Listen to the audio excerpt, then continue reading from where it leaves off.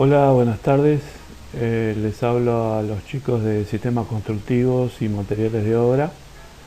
Les voy a acercar hoy un video referido a la clase que tendríamos que haber tenido hoy, junto con la publicación de una actividad referida a esta teórica. Esta parte de la teórica se llama replanteo, nivelación y cimientos. Como primera cuestión les muestro acá un plano de replanteo con ciertas características, como por ejemplo este eje de replanteo ER2 y este que se llama ER1, que son ejes que nos van a servir para ordenar el proyecto en el terreno, ¿sí? En este caso estamos viendo un plano de estructuras. Acá lo vamos a ver un poquito más claro. Este es el eje de replanteo con su distancia a la línea, al eje divisorio y a la línea municipal, ¿sí? Siempre a 90 grados ambos. Y acá en detalle se ve la base, el hormigón armado, la viga encadenado.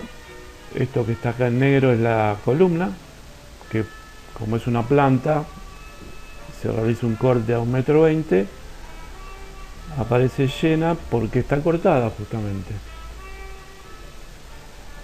Y vemos datos referidos a cotas parciales, que son en este caso las medidas de las bases y su nomenclatura en sentido horario, colocando la letra de B, que es la base, y el número. En este sentido se van numerando. También aparecen referencias a los hierros que se ubican en X, 5 phi del 8 en este caso, se alcanzará a ver, cada 12. Y en Y, 5 phi del 8 cada 12 también. Esto es según cálculo. Además se ven cotas, que son las acumuladas, que vienen de este eje.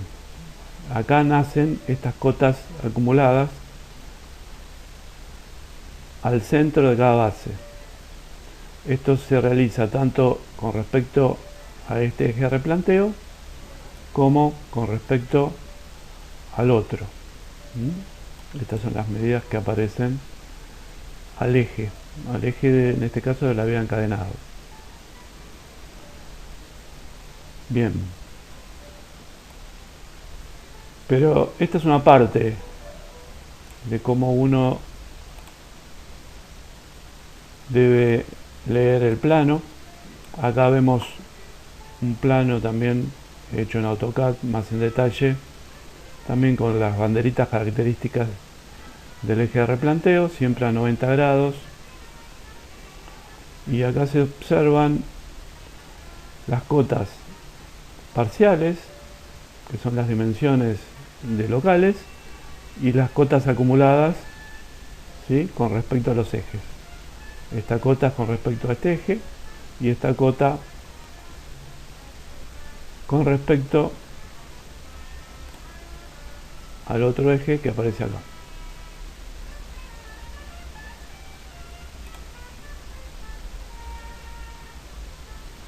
El plano con el cual yo voy a entrar al terreno va a ser el plano de replanteo. Los planos de replanteo no solamente son en planta, sino también en cortes y en vistas, donde se materializa esos ejes de replanteo. Acá vemos un ejemplo.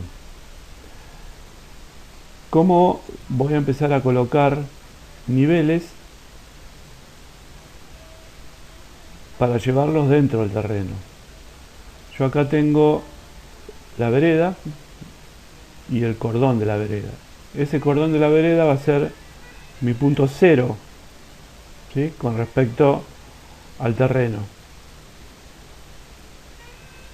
¿Cómo traslado esas medidas? De nivel, con la manguera de nivel, ¿sí? La manguera de burbuja con dos operarios, donde uno marca el nivel con el pelo de agua y el otro lo lleva a el interior, ¿sí? Uno de los dos tiene que tener tapado el orificio de la manguera para que mantenga el nivel. Acá vemos el corte de este terreno. Tengo el 0 en el cordón de la vereda, que ese va a ser mi referencia, y acá supuestamente voy a tener 30 centímetros por encima de este nivel. Estas dos estacas me sirven para marcar la altura con respecto al terreno. Ven acá, yo voy a tener la vereda, la línea municipal y el interior del terreno. Acá voy a tomar la referencia de 1 metro, y si yo tengo 30 centímetros de desnivel, acá qué medida voy a tener, a ver si adivinan o si calculan, mejor dicho. Simplemente lo que tengo que hacer es restar 30 centímetros al metro, y acá voy a tener 70 centímetros, con lo cual obtengo este valor. Por supuesto que cada una de estas estacas tiene que estar aplomada, no puede estar torcida, porque si no estaría tomando mal las medidas.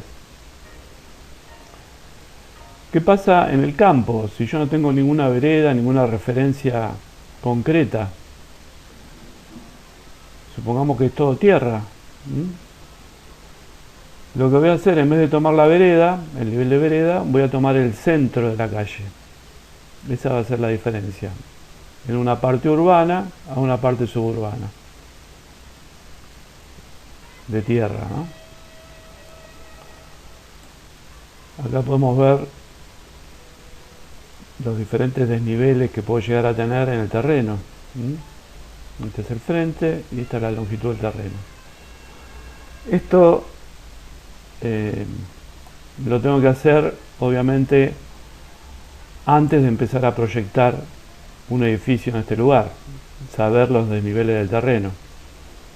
Lo puedo hacer yo, o lo puedo contratar un topógrafo o un agrimensor.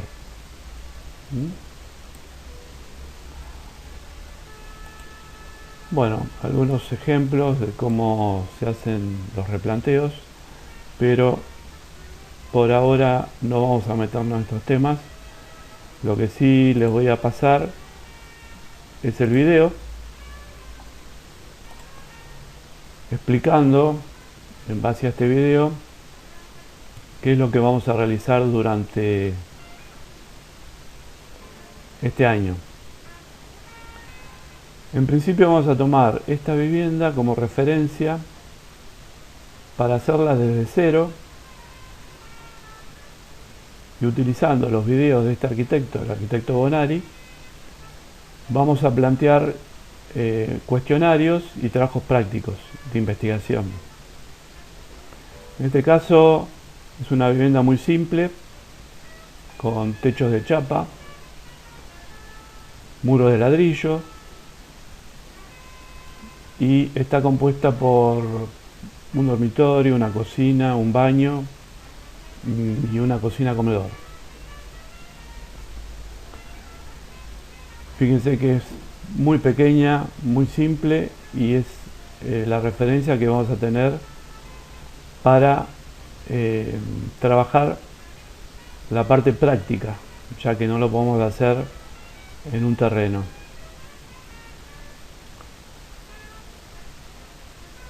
Vamos a ver a continuación algo que vimos anteriormente, y es el replanteo en el terreno, es decir, cómo llevo ese plano que vimos al principio al terreno. Para hacer más simple la clase, realicé los subtítulos para que no se superponga lo que yo digo con lo que dice el arquitecto, ¿eh? Así que pueden tomar en cuenta tanto el texto como mis palabras. Acá lo que dice el arquitecto es que es muy importante que un agrimensor que tiene los instrumentos adecuados, como teodolitos por ejemplo, nos marque los ejes de replanteo, colocando estacas, ¿sí? Acá y acá. Este sería uno de los ejes que yo tengo dibujado en el plano. Y otro eje de replanteo, colocando dos estacas sobre el terreno que ya están indicadas en el plano. Esto nos va a facilitar mucho el comienzo del replanteo, que comienza con replantear los límites del terreno. Luego hacemos los ejes y a continuación empezamos a tomar las medidas. Por ejemplo, si estos son los cimientos, voy a tomar la medida con respecto a un filo.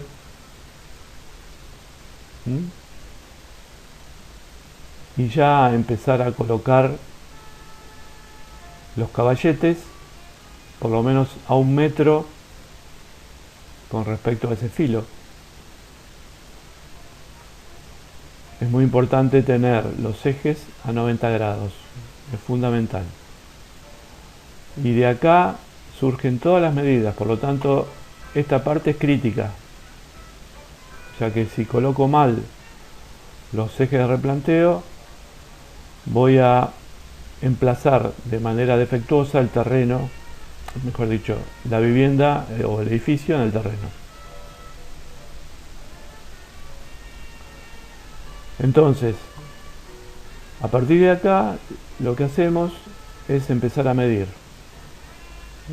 Una vez tirados los hilos, recuerden que están agarrados con estacas, pueden ser hilos o alambres, con agarrados de clavo y de manera tensa. Para hacer replanteo, con respecto a los instrumentos de madera, que son estos que ven acá, tengo dos maneras, dos formas. Una es con caballetes aislados. Fíjense cómo se va tomando del filo de la excavación, como si esto lo imaginamos como un terreno pelado. Acá no tengo nada, yo voy a tener tendido el hilo o el alambre y lo voy a marcar con extendiendo a través del hilo cal o arena, para luego con la pala de punta empezar a excavar y hacer la zanja. Acá se ve cómo se coloca el hilo, el encuentro, ¿sí?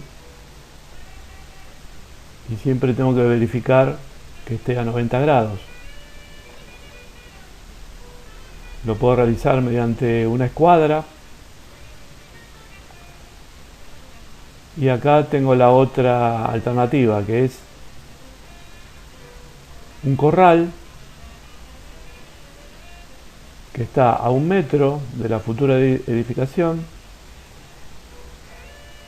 y que de ahí coloco cada clavo tensando alambres o hilos. Esta opción es muy cara porque requiere mucha madera, pero es más segura que este de caballetes aislados. ¿Por qué? Porque yo me puedo tropezar, o el operario se puede tropezar con alguno de estos y hacer perder el hilo que ya quedaba tensado. Acá, al quedar firme el corral, es mucho más seguro que no haya ese tipo de problemas.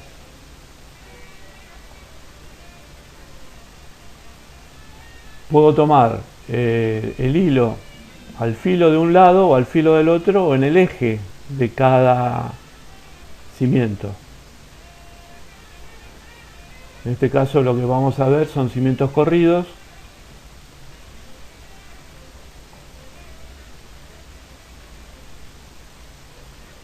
Y este diagrama que vemos acá de hilos o alambres es el necesario como para empezar a marcar en el terreno dónde voy a excavar. ¿Sí?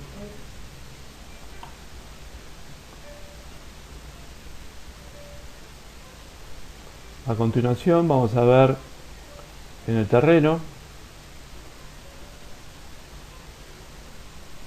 el lugar donde vamos a realizar la excavación. Fíjense acá las estacas, acá están los operarios. Esta es una medianera.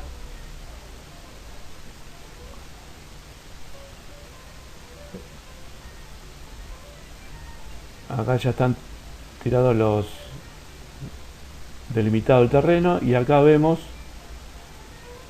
cómo se van colocando los hilos de manera que yo pueda reconocer el lugar donde tengo que excavar. Acá está armado el corral y hacia el interior, a una distancia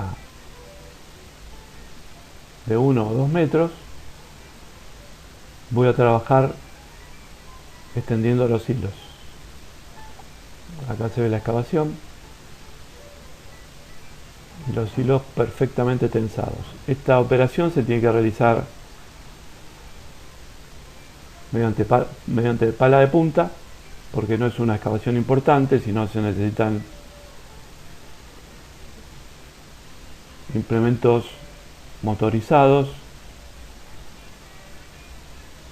para poder realizar la excavación, pero siempre se termina a mano, con pala de punta. En este caso el terreno es bastante firme, por eso es que queda derecho, y eso me va a servir como molde para ubicar ahí la viga de encadenado o el cimiento corrido para apoyar la futura pared. Esta es una prueba para ver si el terreno está apto. Esto obviamente lo tengo que realizar antes del proyecto. Si se clava más de 1 centímetro no me sirve para realizar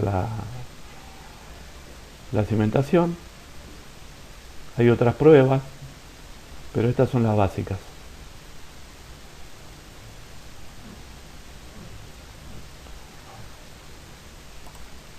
Si es que falla estas pruebas, necesito seguir excavando hasta que encuentre un apoyo firme. Bárbaro. Hasta acá esta pequeña clase. Acá vemos por ejemplo el caballete que está a 40 o 50 centímetros por encima del suelo, y por lo menos hacia abajo necesito 60 centímetros más para que quede bien agarrado, bien firme, y la posibilidad de señalar el ancho de la pared o el ancho de cimiento. ¿Sí? Bueno chicos, acá los dejo y después seguimos con otra clase.